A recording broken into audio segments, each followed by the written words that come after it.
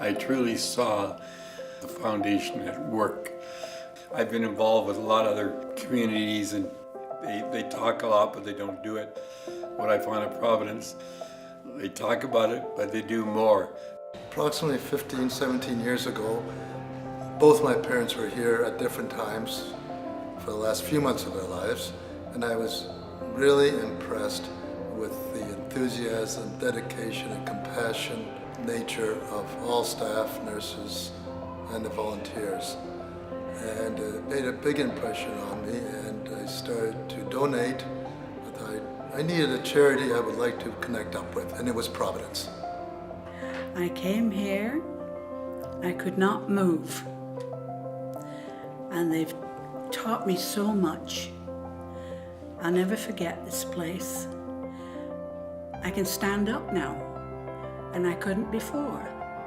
On one leg for 5 minutes at my kitchen sink. I'll be able to do that when I go home. And I never thought I would stand up again. Was what kind of an impact made by the foundation? Well, I think I probably am more understanding in terms of what the people need, that they're working towards curing and helping and what have you, and that's a big item.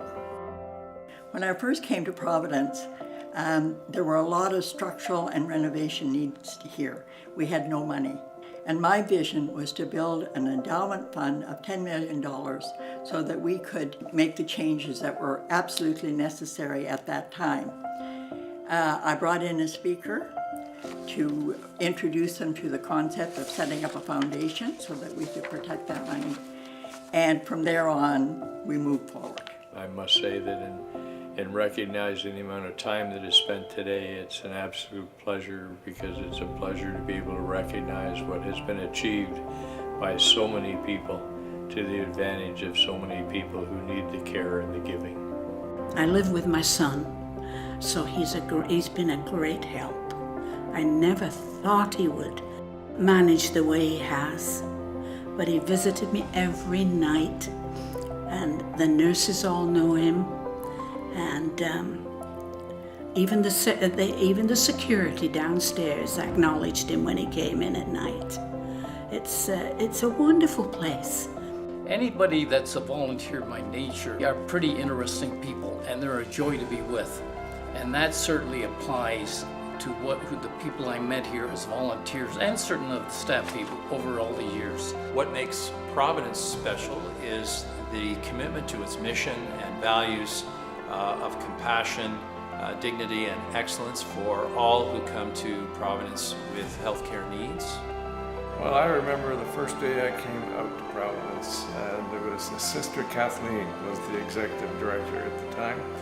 She took me on a tour, and I said, how do you keep yourself up and motivated when you have to deal with people who are in such bad health all the time?